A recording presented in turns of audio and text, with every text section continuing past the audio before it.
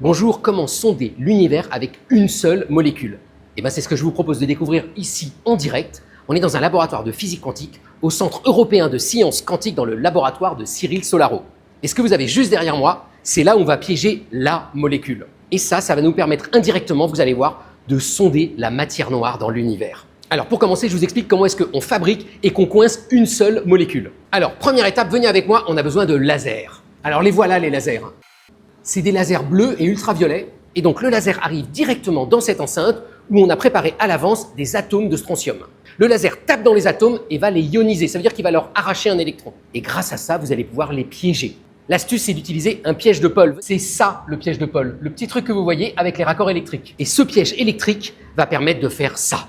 Ce que vous voyez là, c'est un atome de strontium en train de flotter dans le vide et qui brille par fluorescence. Et juste après, on va piéger un deuxième atome de strontium, juste à côté du premier, et ensuite, vous balancez du gaz de dihydrogène là-dedans. Le dihydrogène va réagir avec les strontiums et il va se passer ça. Alors là, vous allez me dire, c'est nul, on a perdu un strontium. On ne l'a pas perdu. Il vient de s'accrocher à un des deux atomes de la molécule de dihydrogène. Et en s'accrochant, il devient invisible, il ne brille plus.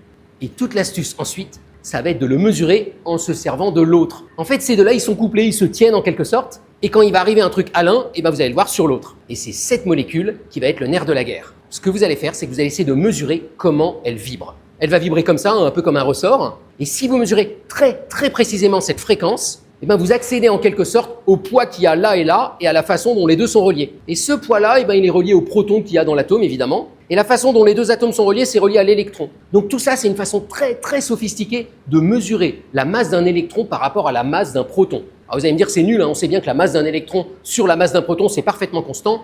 On n'est pas sûr. S'il existait par exemple de la matière noire qui se mettait à bouger autour de nous dans l'univers, ça pourrait changer la valeur de ces masses. Ça pourrait changer cette constante masse de l'électron sur masse du proton. Et donc vous voyez que ici, en fait, indirectement, ils ont une façon de détecter si ça arrive ou pas. Alors dit comme ça a l'air facile. Le problème, c'est qu'il vous faut 15 ou 16 chiffres après la virgule si vous voulez voir cet effet-là. Et ça, c'est une galère. Alors venez voir.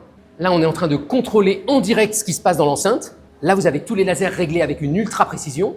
Là, c'est tout ce qui va permettre d'envoyer de l'électricité dans le piège pour le régler précisément. Ça, c'est l'enceinte à vide. Et les espèces de rubans que vous voyez, c'est pour la chauffer à fond pour améliorer son vide.